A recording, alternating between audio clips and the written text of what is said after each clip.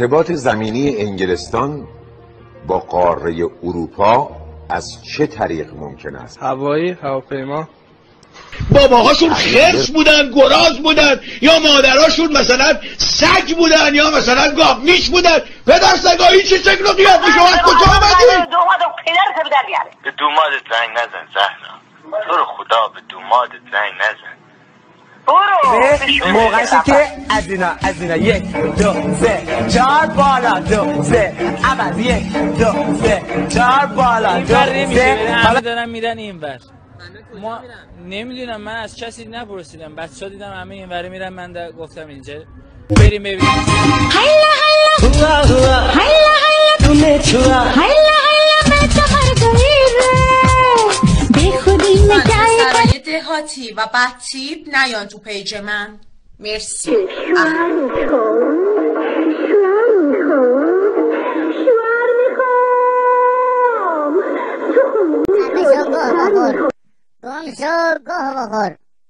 اون گوه رو بخور.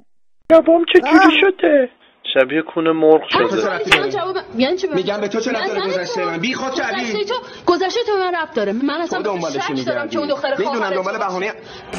موقعشه که از اینا 1 2 3 4 بالا 2 3 عوض 1 2 3 4 بالا 2 3 حالا خلبانه. خلبانی الان؟ بله. بزرگ شدی دوست داری چیکاره بشی؟ لاستیک فروش. کیه؟ سلام عزیزم سلام دارم عاشقتم مستم. سلام عزیزم. رشته آلپ در کدام قاره است؟ هیمالیا. در کدام قاره است؟ پسر اوبیه. بله. مامانش میگه ترس. بله. مامان چیش دارم؟